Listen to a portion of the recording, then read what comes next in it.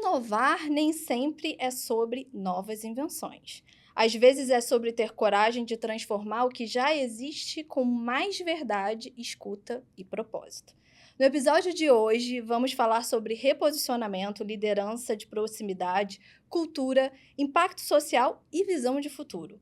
Eu sou Manuela Rodrigues e tenho a alegria de receber ele, um dos líderes de uma das maiores distribuidoras do Rio de Janeiro, e calma, nosso cliente querido aqui na Coplan. Com vocês, Bruno, sócio da Comercial Hello. Hello, pessoal. Inclusive, vamos começar o papo com esse Hello, que eu achei sensacional essa história, né? Que antes era Ilo e virou Hello, e essa história você tem que contar. Eu vou contar. É um prazer. É um prazer estar aqui com você, tá, Manu? Obrigado pelo convite aí. E, na verdade, quando eu comecei com a distribuidora, eu distribuía uma marca de produtos de higiene oral, que se chama Ilo. E aí, como eu só tinha ela, eu botei o nome da empresa, fui bem criativo, né? Comercial Ilo. E é óbvio, né? A gente foi trilhando nosso caminho e aí foram entrando novas marcas. A gente acabou tendo que falar assim, poxa, vão começar a me confundir com a fábrica ou a fábrica com a distribuidora. E aí, só que eu também não queria mudar assim drasticamente, porque eu não tinha recurso para fazer uma estratégia, imagina, de mudar o nome de uma empresa, né? E a gente já estava bastante conhecido no Rio de Janeiro. E aí um cliente meu, falando isso para ele, ele falou: Bruno, cara, tira esse I e bota o E. E pronto, você vai mudar e sem mudar. E as pessoas vão começar falando, continuam falando Ilo, hello, e aí a coisa vai entrando, e foi assim que aconteceu. De uma forma bem, assim, Natural. E Hello até porque vocês estão vendo, né, a simpatia da pessoa, né? O sorriso dele já te diz, oi, tudo bem com você? Eu acho que a ideia veio daí, não veio? Veio Bruno? daí. A gente precisa estar sempre com um sorriso no rosto, né? Porque o que a gente faz é estar atendendo compradores, né, de varejos, e aí tudo começa com realmente um belo sorriso, né, quando a gente vai iniciar qualquer tipo de negociação. Isso veio muito do seu pai, né? O seu pai era representante e acho que você aprendeu essa proximidade, essa abertura, essa simpatia muito com ele. Eu adorava. Meu pai era representante comercial da área de produtos odontológicos. E eu largava qualquer tipo de brincadeira para acompanhar ele, assim. Eu, com 7 anos, eu já ia visitar clientes com ele, né? E aí é óbvio que a gente, pô, desde 7 anos, a gente vai aprendendo ali um pouco daquela coisa do relacionamento ali, né? De negócio. E aí foi uma experiência super bacana, porque quando eu fui trilhar os meus próprios caminhos, né? Eu já tinha bastante experiência, apesar de ser novo. Comercial Hello, eu comecei em 2007, né? Eu tinha 23 anos. Mas aí eu já conhecia uma clientela, eu já me sentia à vontade, então foi tudo muito mais tranquilo, assim. E quando você ficava lá igual um hamster, que meu pai fala que quando ele iniciou a carreira, ele ficava igual o hamster junto com as pessoas para aprender. Quando você ficava lá igual um hamsterzinho com seu pai aprendendo, o que o seu pai, nessa fase, desde os 7 anos, te ensinou como algo principal no empreendedorismo na sua carreira? Olha, meu pai, ele realmente ele tinha uma ética, assim, sabe, muito bacana. Ele era um vendedor que buscava vender realmente produtos que fossem bons para os 2 lados ali. Ele sempre intermediou esse tipo de negociação. E através desse exemplo a gente via, né, o qual é aquilo, né, o filho ele realmente ele segue o que os pais acabam fazendo, né. Então, eu sempre, assim, admirei muito, né, a postura dele, com os clientes, e sempre tentei seguir um pouco desse caminho dele. Não, os filhos não seguem. Eu não segui nada do meu É? pai, não segui. Não fiz sucessão nenhuma, entendeu? Não fui seguir contabilidade. Você sabe que eu queria fazer gastronomia. Não sabia. Eu era para estar cozinhando aqui agora, entendeu? Aí depois isso virou um hobby, porque o meu pai, você sabe, pai é um negócio, né? Que ele chama você e fala assim: não, vem cá um pouquinho, você vai gostar, experimenta. É. Aí depois você vê, aí eu deixo você escolher. Aí eu experimenta, aí ó, eu tô aqui, ó. 32 anos aqui sentado na cadeira fazendo contabilidade, o que Não, era... mas foi uma boa escolha, com certeza. Com certeza. Mas assim, o que aquele menino entendeu sobre negócios que o adulto Bruno hoje carrega? como pilar, Uma pergunta profunda essa pergunta, hein? né? Nossa. 7 anos, um menino de 7 anos. Eu peguei muito essa parte da ética com meu pai, dessa coisa de integridade, assim. E aí eu li um livro uma vez também que me ajudou muito. O nome do livro é Poder da Autorresponsabilidade. É do Paulo Vieira, se eu não me engano. E aí ele fala muito que você, quando está negociando, né, você pode fazer negociações que é um perde e ganha, uma parte perde e a outra ganha, que as duas perdem e que as duas ganham. E aí sabe, isso foi uma coisa que eu aprendi vendo meu pai fazendo esse jogo ganha-ganha com os clientes dele.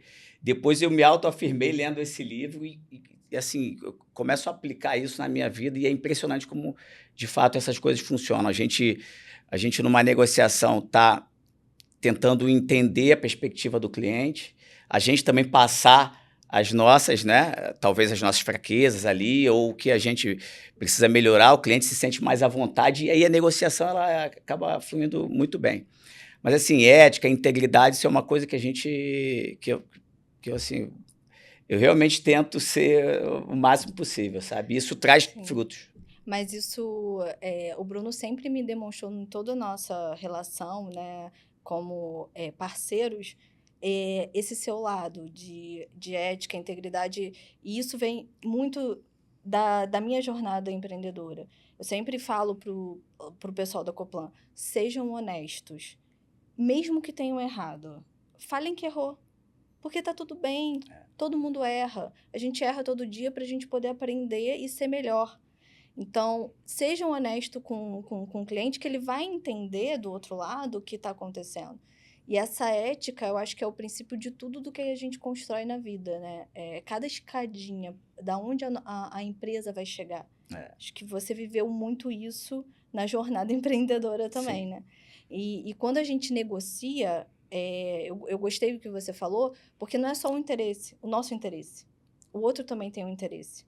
E a gente precisa do equilíbrio em tudo. E falando de equilíbrio, eu buscando entender um pouco como o Bruno gerencia, como que o Bruno faz as coisas, parece que você tem uma metodologia 33, 33, 33. Como é que funciona isso, Bruno? Justamente. Então, assim, eu realmente eu divido assim em grau de importância, eu divido em porções iguais a importância do fornecedor, do cliente e do colaborador. E eu tento passar isso para essas três partes a todo momento, assim. Principalmente os nossos colaboradores, né, que estão mais próximos ali e que seguem mais o nosso direcionamento. Mas a gente, como distribuidor, a gente acaba tendo que defender os interesses dessas três partes. Porque sem uma delas alinhada, as coisas não acontecem e você acaba não crescendo, né? Distribuição é um negócio que gera volumes altos de dinheiro, mas com margens muito pequenas. Então, esses detalhes fazem a diferença. Então, assim, quando eu vejo o meu cliente, o meu fornecedor e o meu colaborador, mesmo aquele que está ali limpando o chão, aquele que está lá no depósito, eu acabo dando a mesma importância para os três, porque você imagina, se eu tenho um bom cliente e não tenho um bom serviço, esse cliente ele vai acabar indo para o concorrente. Se eu não tenho um bom fornecedor também, o cliente, sabe, ele quer bons produtos, né? A Comercial Willow hoje trabalha com uma gama de produtos que são todos produtos muito vendáveis, assim, né? A gente se preocupa muito antes de pegar qualquer coisa, entender se aquele produto vai agregar no sortimento do nosso cliente. Né? Não é só a questão financeira, mas é ter um sortimento que realmente funcione, né? E é isso. Então, essa trinca, para mim, assim, é pilar realmente do momento que a gente vive como empresa, né? Ganhando destaque hoje no Rio de Janeiro. Assim como você falou, a gente hoje é uma referência na distribuição de cosméticos e higiene pessoal no Rio de Janeiro. Então, é isso. Eu gosto muito de unir esses três, dar a mesma importância. Eu gosto muito quando eles entendem isso, os clientes, fornecedores e os colaboradores, que eles são igualmente valorizados por nós, né? E tem dado certo. Tem dado bastante certo, né? Estamos aí há uns bons anos dando certo. Mas eu fiquei sabendo que a sua história é muito parecida com a do Flávio Augusto, mas com alguns itens diferentes. Parece que tem alguma coisa aí épica na sua história, dos R$ 800 no porta-malas. Ah, tá. Aham. Como você enxerga aquele começo hoje, olhando de onde a Hello chegou?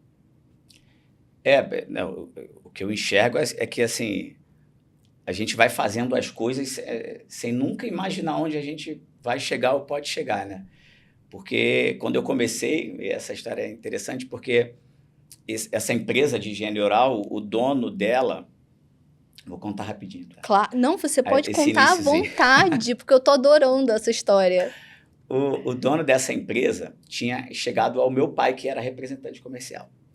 Aí, e eu estava com meu pai, que eu nessa época era secretário do meu pai, carregava a pasta dele, sabe? Você era o assistente pessoal, que Assistente hoje pessoal. é esse nome chique, mas antes você era só o secretário que Eu era o carregava a pasta. secretário dele, cuidava de toda a vida dele ali, administrativo, mas saía muito também, porque saiu com ele desde os 7 anos, conforme eu te falei. Mas nessa época eu já era muito mais envolvido, né? Eu não fiz faculdade, teve um momento que eu ou fazia faculdade ou seguia a carreira junto com ele. Eu preferi seguir a carreira junto com ele. Mas aí a gente chega nesse cara e o meu pai, assim, ele não ligou para essa empresa, ele não demonstrou interesse. E eu lá isso foi em 2006, eu com 22 anos, uma vontade enorme sabe, enfim, de construir, né? Eu acabei falando, não, eu tenho interesse. É o Marcos, o nome dele, o nome dessa indústria. Falei, Marcos, eu tenho total interesse.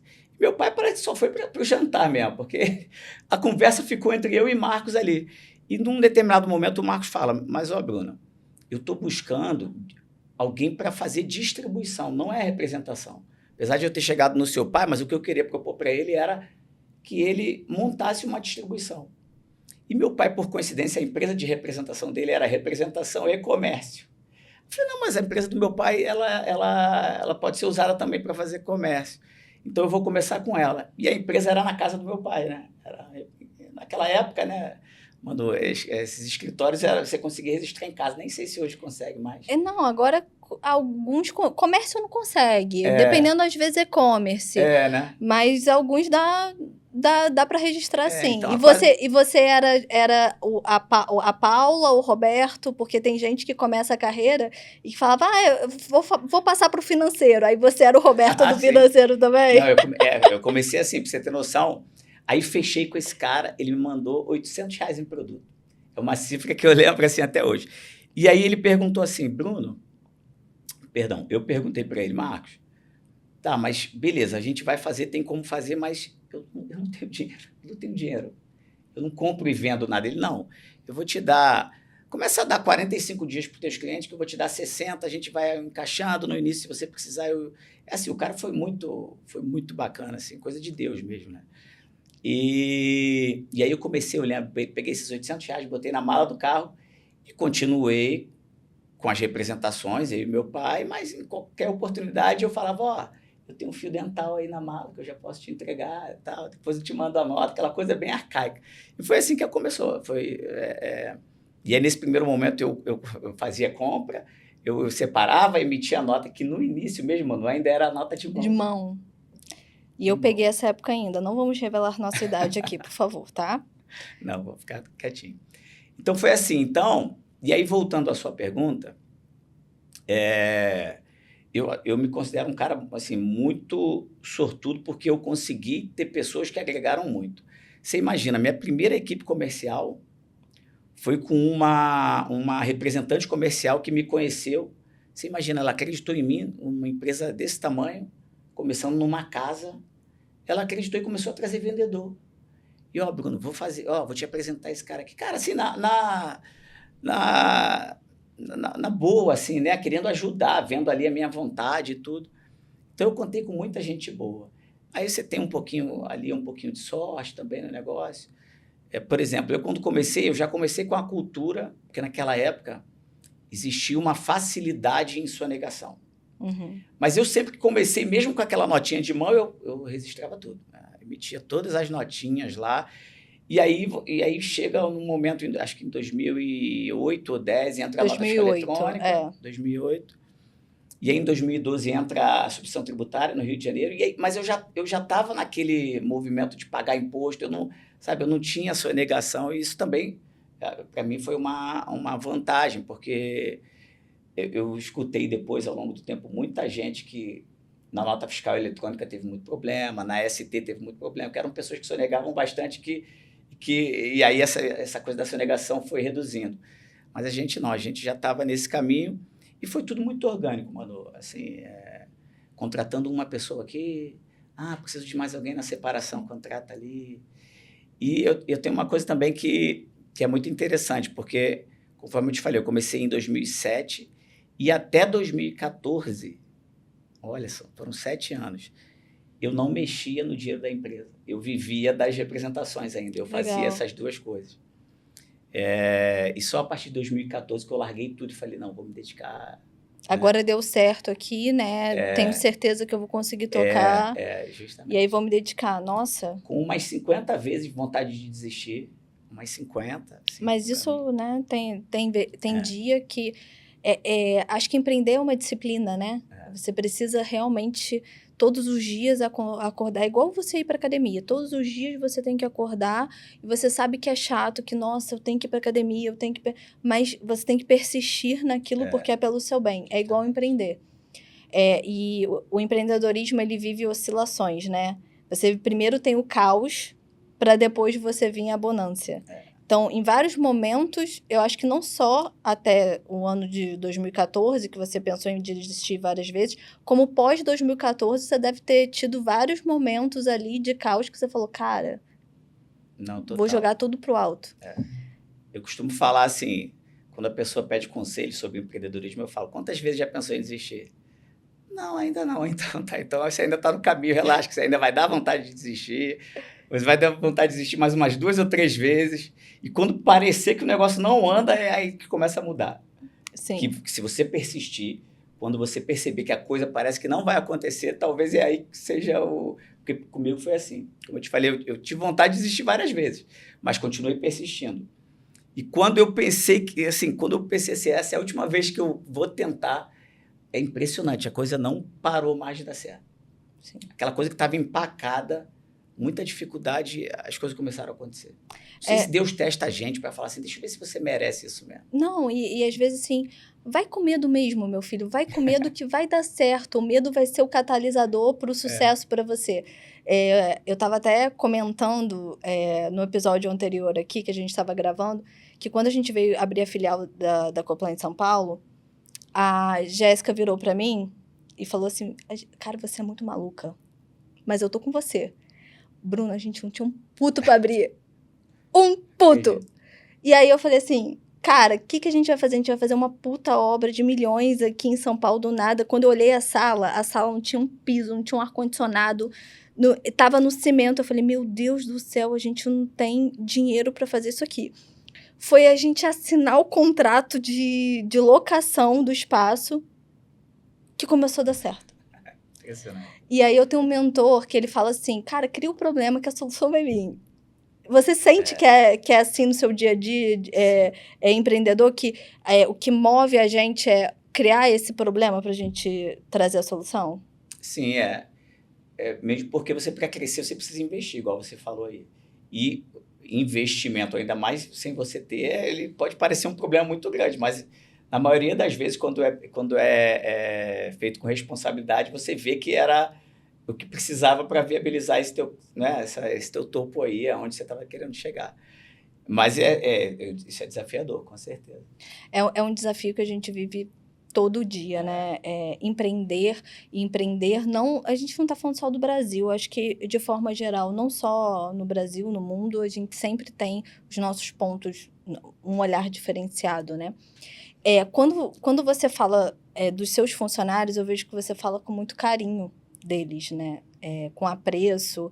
E eu gosto muito dessa sua cultura. Eu consigo ver nas meninas, na Lid, quando eu converso com a Lid, você vê a fala do quanto que ela ama trabalhar, né? Dentro da Ilo, que é agora Hello, que você também fica na confusão. Ilo, Hello, Ilo, Hello. Eu também falo toda hora Ilo, Hello. E eu vejo isso nela, e tem uma história, várias histórias, né, na verdade, que eu já ouvi suas, Bruno, incríveis, assim, da minha própria equipe. Mas tem uma que do seu funcionário que faleceu, que eu acho, assim, uma fonte de amor, uma fonte de uma empresa de pessoas para pessoas, de um cara que não pensa só em dinheiro, mas em também o bem-estar de todo mundo que está lá dentro. Conta essa história pra gente, que eu acho super humana. A do que faleceu agora, recente? O que faleceu agora recente. Que, inclusive, a Carol até comentou comigo, Manuela, o Bruno me ligou falando que vai subsidiar a menina lá, a filha dele. Eu não entendi nada. O que aconteceu? O que tá acontecendo lá? Essas coisas que é do seu coração, que você divide tudo, Bruno. Você ajuda todo mundo. Não, então, olha, era um funcionário, assim, maravilhoso. Ele tinha uma história bonita, porque ele era vendedor.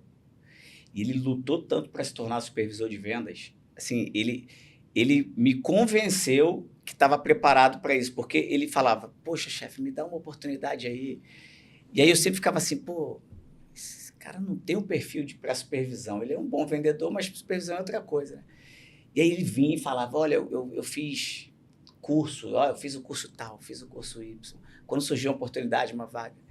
E aí eu dei a chance pro cara. Cara, o cara era, assim, ele estava realizado na profissão, liderando muito bem o time dele, que era uma região que tinha 10 vendedores. E aí, infelizmente, ele faleceu. E aí, eu fico com uma preocupação, porque a gente que é dessa parte comercial, né, a gente vive daquilo que a gente produz, né? E eu fiquei preocupado de uma forma assim, como é que eu faço para que essa família não sinta financeiramente essa ausência a partir de agora, né? E aí a gente começa a fazer esse trabalho de tentar trazer a filha para trabalhar, a esposa, sabe? Eu realmente, assim, valorizo, como eu te falei, valorizo muito os meus colaboradores e eu crio uma relação com eles afetiva. Até as pessoas que saem, eu sempre falo assim, ó, se você não conseguir se recolocar, você procura o Bruno. Na empresa é uma coisa, mas o Bruno, se puder te ajudar, vai te ajudar. Então, porque eu tenho um carinho, porque eu sei que cada grãozinho que a Comercial Willo precisou fazer parte dessas pessoas, né? Então é isso, eu sempre tento ver o lado da necessidade dessas pessoas também.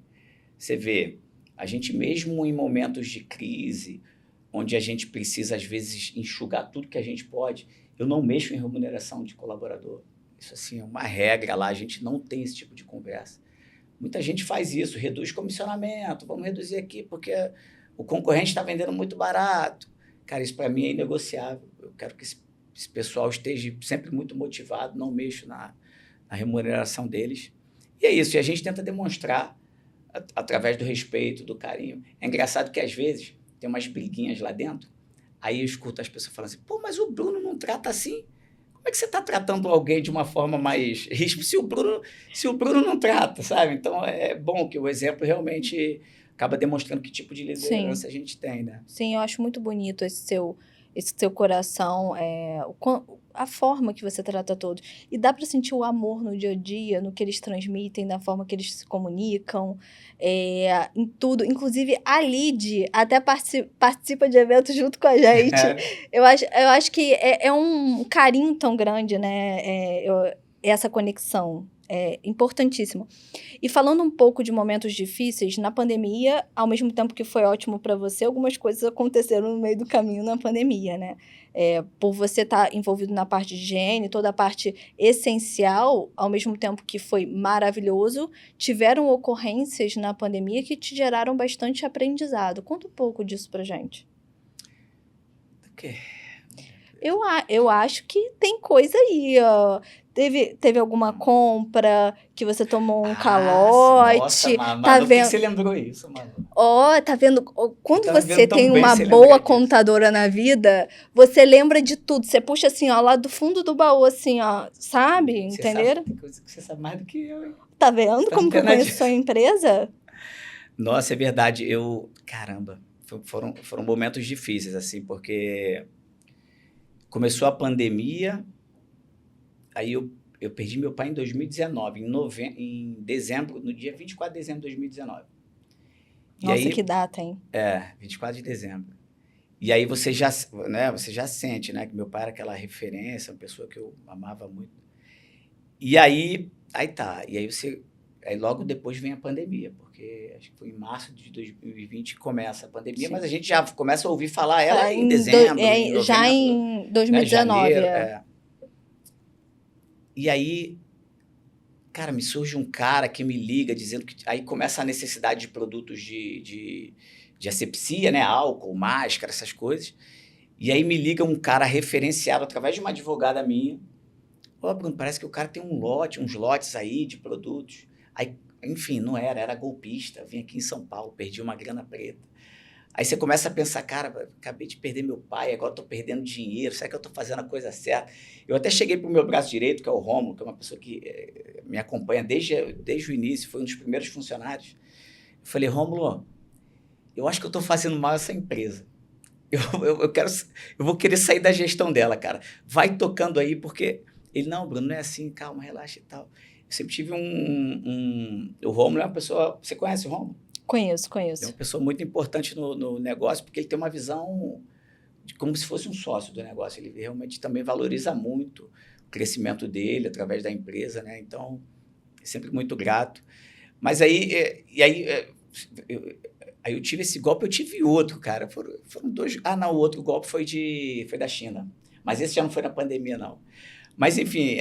Mas conta esse golpe da China também. Da China foi demais. Eu gosto, assim, dessas histórias de golpe, que é maravilhoso pra gente aprender, Eu tenho um golpe, eu vou te contar também. O da China foi valor alto, assim. Porque a gente estava fazendo um projeto de importação, a fábrica era super, super bacana, legal, grande.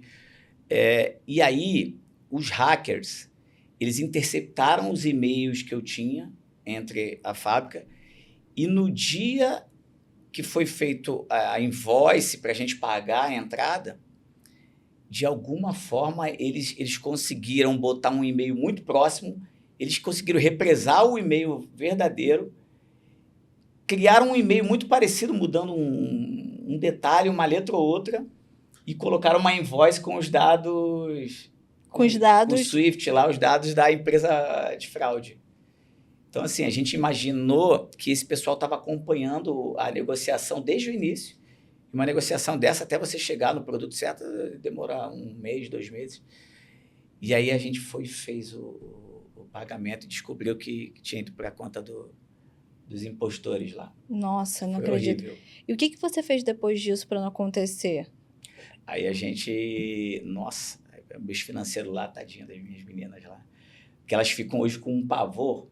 Inclusive agora, tinha um fornecedor que estava querendo o depósito em outra conta diferente da nota fiscal.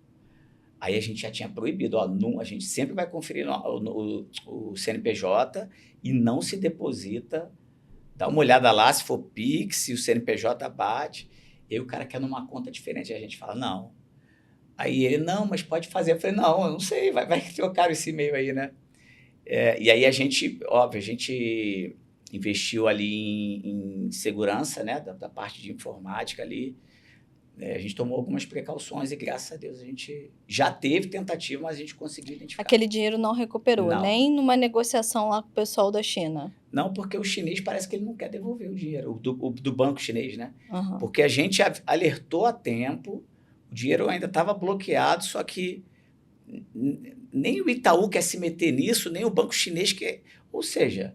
Tá todo mundo fugindo da responsabilidade. Eu dei como perdido aquilo lá, entendeu? Porque... Foi prejuízo mesmo, no caso. Mas a sua contadora também é chata, né? E não deixa você pagar nas contas aleatórias da vida, né? Graças a Deus, né? Aí você vai abate, né?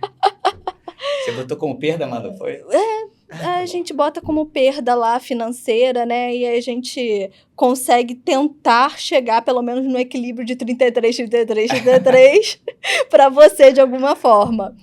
Mas a história da pandemia, você também não conseguiu, só foi aquele golpe ali, mas a pandemia foi boa para você no fim. Foi. Impressionante, porque no começo da pandemia, a gente não tinha ideia, aí a gente já começa a chamar fornecedor falando assim, ó, eu tô com medo desse povo que vai fechar as portas, de não me pagarem, e aí eu não vou também conseguir te pagar. E fica atento aí aquela apreensão. Mas aí, obviamente, as perfumarias, que a gente atende muito bem lá no Rio, essas de fato ficaram fechadas por um tempo, mas as farmácias e os mercados não, eles continuaram abertos. E aí a gente entendeu que a gente não teve perda nesse momento. E teve a venda desses insumos também que eram essenciais durante a pandemia, como o álcool, e aí a gente conseguiu assim, manter, vamos dizer assim, o faturamento que talvez a gente perdeu nas perfumarias, a gente substituiu pela venda desses itens essenciais naquela época. Sim. E no final das contas, realmente acabou sendo um bom ano. Foi um bom ano. E não só isso, né, Bruno? Teve mais consumo, né? As pessoas em casa, elas consomem mais. O pós-pandemia continuou também. Até 2021, a gente sentiu que ainda era consequência dessa restrição que a pandemia tinha causado. As pessoas consumindo muito, aí a gente começou a participar de eventos, e os eventos lotados, sabe? O povo parecia que estava ansioso por voltar àquela normalidade. E aí, realmente, aí 2021, 2022, 2023 foram anos excelentes. Foram anos excelentes. E você acha, assim, que foi o ano de maior pico da companhia? O maior pico foi foi de 23 para 24, que a gente cresceu 74%. Nossa, que pouco, hein? Pouquinho. A gente quase dobrou. Para quem tava com R$800 dentro do porta-malas, né? Justamente. Crescer 74% é maravilhoso. A gente veio 22, 23, 55, 23, 24, 74. E esse último agora 33, 24, 25. E aí, no meio desse caminho, você teve a abertura de uma nova empresa, inclusive com investimento de outros, né, investidores que vieram aportando, e com um produto diferenciado, né, que veio no Nature, né, e fazer a diferença dentro da sua plataforma. Como foi isso? Conta um pouco dessa história e conta um pouco o que é o produto e por que você quis entrar nessa aí. No Nature é o seguinte,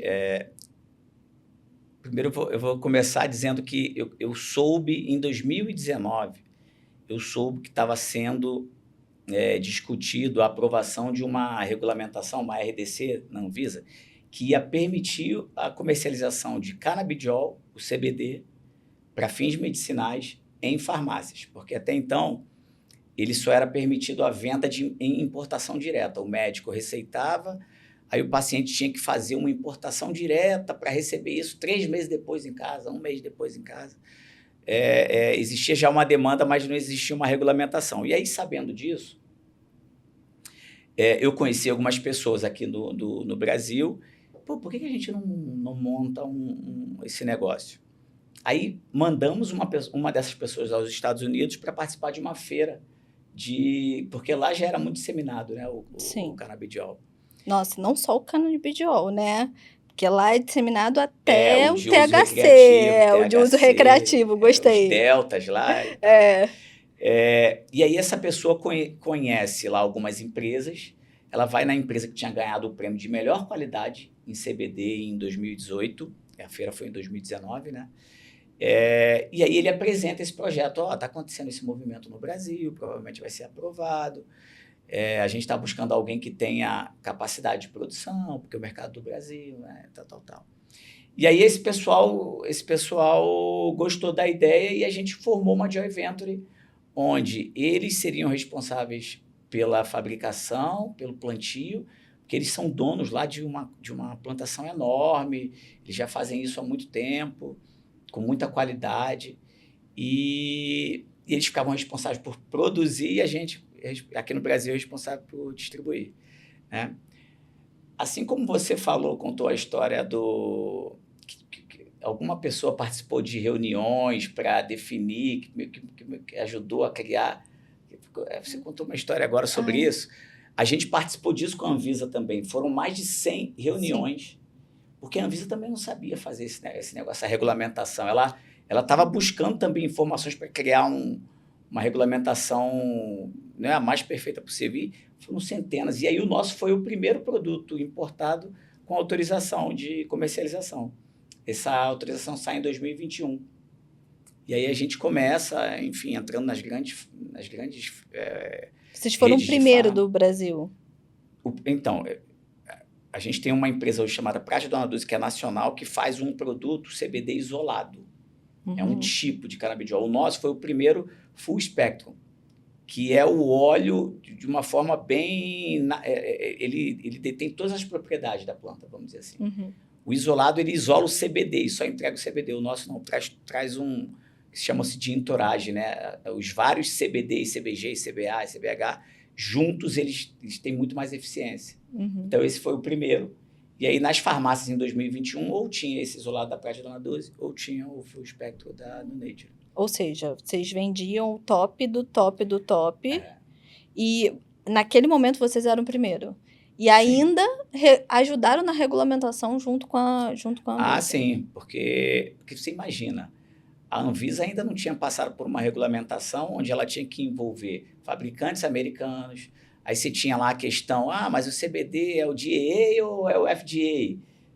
No momento em que a gente estava fazendo a regulamentação, houve mudanças na legislação lá americana. Então, assim, foi um emaranhado de desafios para a gente conseguir Eu lembro disso, que foi um vai e volta, vai e volta.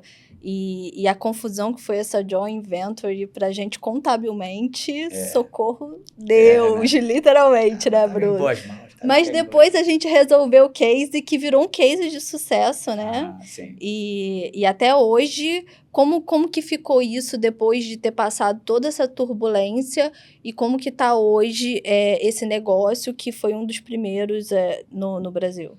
Então, a gente tinha uma expectativa alta, e eu confesso para você que a gente não conseguiu no início atingir essa expectativa, muito quando a Anvisa autorizou, ela autorizou o canabidiol como um medicamento controlado.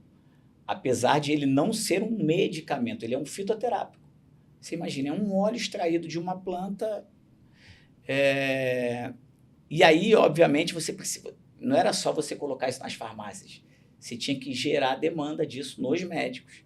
E aí isso era um outro desafio, né? Então, a gente patinou um pouco.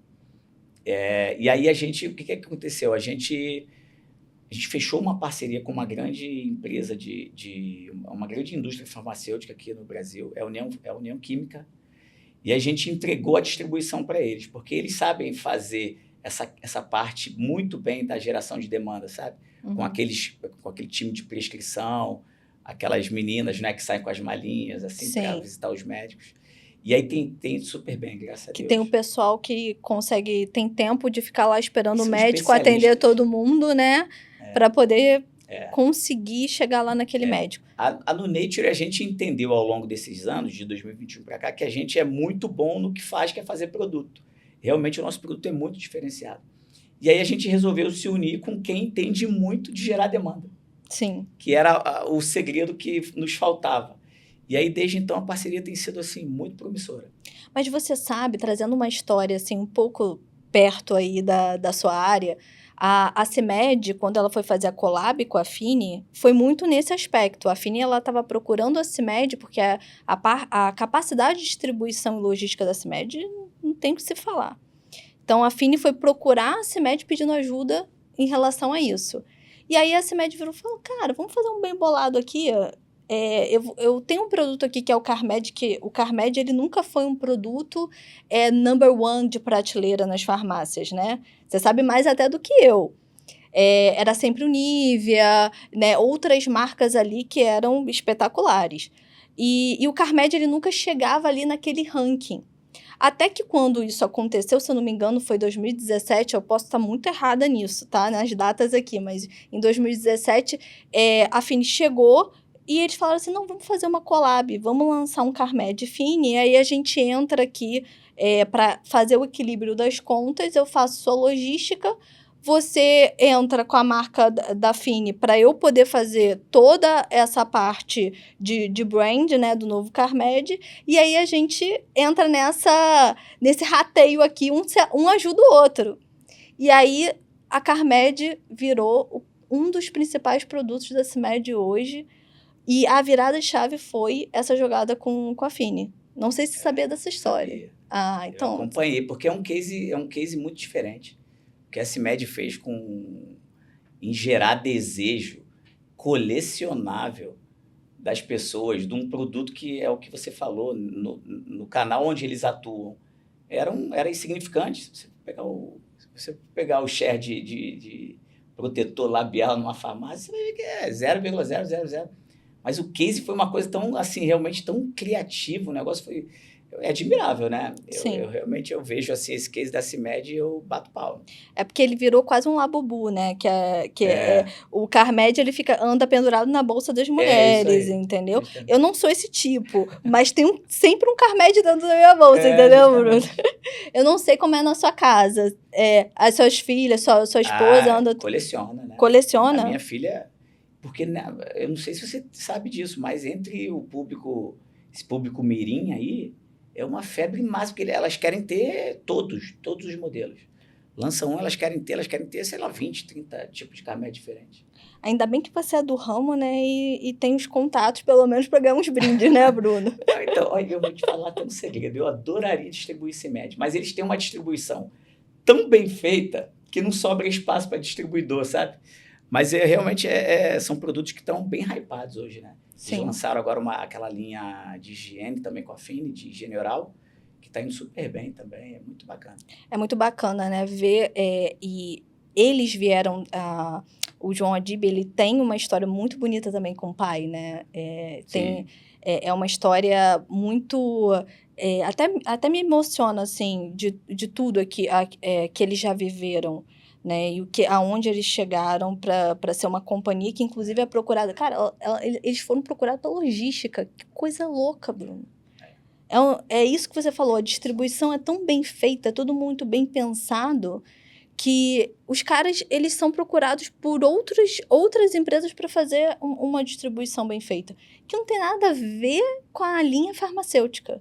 Então, você vê que realmente é muito na linha do que você está falando sobre o que a No Nature teve que fazer, né? Ela teve que procurar... Sim. Alguém que possa adentrar para esses médicos prescreverem. Você acha que no início teve muita resistência também por ser um produto ligado à própria maconha, por exemplo, no Brasil e etc? Acho que ainda tem. Você está ainda nesse desafio de criar numérica, assim, médicos prescritores. Agora, aumenta. O interessante, quando você analisa o dado, é um mercado que não para de crescer, mas ainda tem muita restrição. A Anvisa agora ela está trabalhando numa nova RDC, inclusive fazendo consultas públicas. Parece que eles vão otimizar algumas partes que estavam meio travadas aí.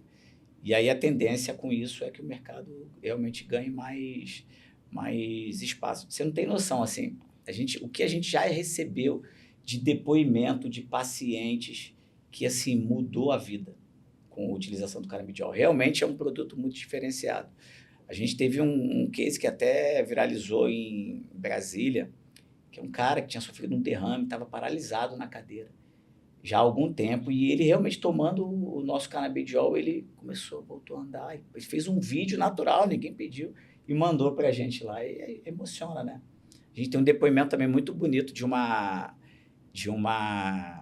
filha que a mãe, ela tinha um problema muito sério acho que de demência, alguma coisa assim, e a menina mandou um áudio pra gente, emocionada, porque o Natal da família seria melhor, porque a mãe tinha melhorado, assim, assustadoramente, com uso em uma semana, assim, sabe? Já apresentando resultados, assim, maravilhosos.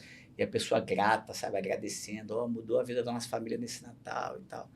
Uns depoimentos bem legais. Depois você consegue compartilhar com a gente esse depoimento, eu vou tentar botar aqui no episódio para vocês, ou se a gente não conseguir botar no episódio, eu vou compartilhar com vocês. Fiquem calmos.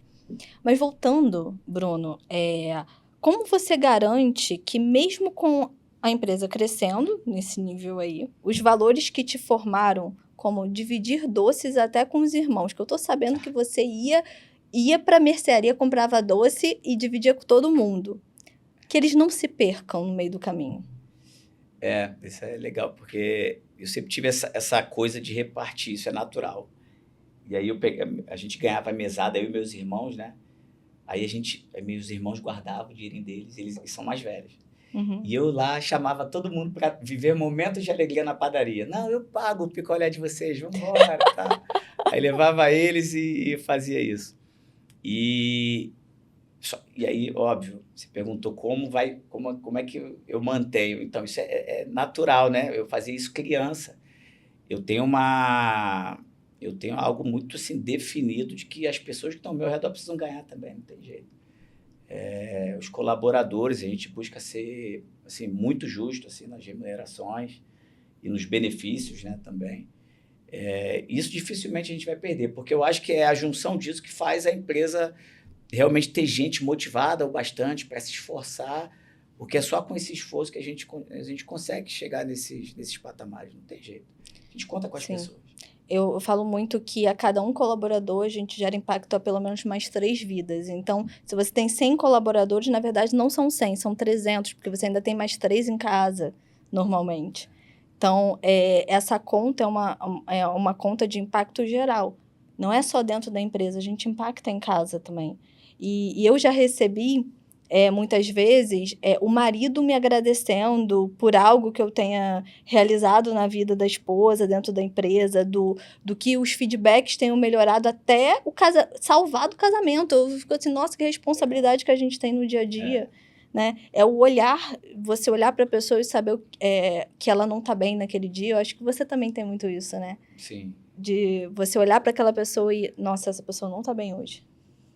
Você ter essa sensibilidade é importante, né?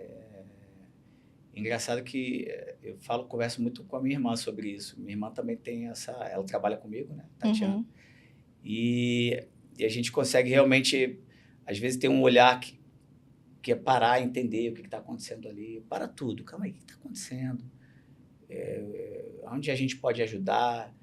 Por que você não vai assim, dessa forma? Mas isso você tem que parar. Você para, ouve a pessoa, procura entender. A gente busca ter esse tipo de relacionamento com os nossos colaboradores. Eu acho que todos, assim, eu tenho tanta história para contar. Tem uma de uma grávida que foi assim, eu olhei para ela, eu sabia que ela não estava bem. E eu falei assim, você não tá bem. Quando eu falei que você não tá bem, ela começou a chorar, chorando muito. Ela tava o dia inteiro na empresa, passando mal. E só eu olhando para ela, eu na hora vi que ela não tava bem. E essa sensação, né, que a gente faz muito mais do que o próprio colega do que tá do lado, muitas vezes.